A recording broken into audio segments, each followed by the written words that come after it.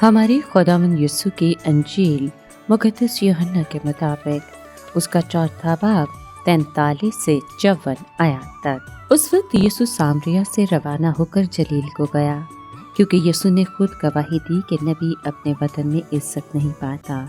और जब वो जलील में आया तो जलीलियों ने उसे कबूल कर लिया, इसलिए कि उन्होंने वो सब कुछ देखा था जो उसने यरूशलेम में ईद के मौके पर किया था, क्योंकि वो भी ईद मनाने गए थे। और वो फिर काना जलील में आया, जहाँ उसने पानी को मैं बनाया था। और कुफरनहूम में एक सर रिश्तेदार था जिसका बेटा बीमार था। उसने जब सुना कि यीशु यहूदिया से जलील में गया है तो उसके पास गया और उसकी मिन्नत की कि चलकर मेरे बेटे को शिफा बख्श, क्योंकि वो करीबुल मर्ग था। तब यीशु ने उससे कहा, जब तक करिश्मे और करामतें ना देखो तुम हरगिज़ ईमान नहीं लाते। सर रिश्तेदार ने उससे कहा कि खुदावंद, बेशतर इससे कि मेरा बच्चा मर जाए चल।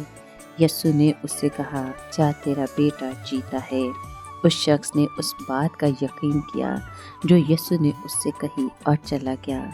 और वो राही में था कि उसके गुलाम उससे मिले और खबर दी कि तेरा बेटा जीता है।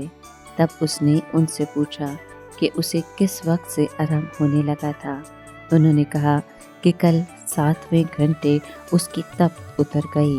बस बाप जान गया कि वही वक्त था जब यीशु ने उससे कहा था कि तेरा बेटा जीता है, और वो आप अपने सारे खानदान समेत ईमान लाया।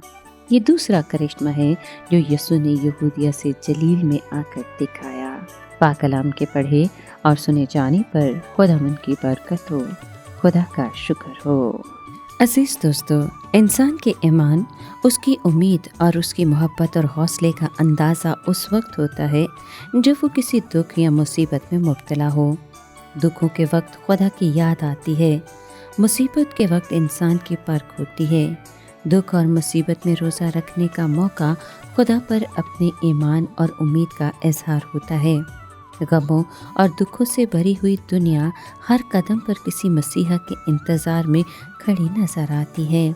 मेरी खुशी किसी के दुख का सबब बनती है और किसी के मुसीबत में मैं खुशी महसूस करती हूँ। ऐसे रवैये ही माशरे में परेशानी, दुख और मुसीबतों को जन्म देते हैं। अगर मैं अपनी खुशियों में किसी को शरीक करूं तो मेरी खुशियों में इजाफा होगा, और अगर मैं किसी की खुशियों में शरीक हूं तो उसकी खुशियों में इजाफा होगा। इसी तरह एक दूसरे के गम में शरीक होने से गम कम होते हैं। ए मुसीबतों में रिहाई देने वाले खुदा, दुनिया भर की मुसीबतों पर निगाह कर और हर एक को अपनी खुशी से भर दे। आमीन।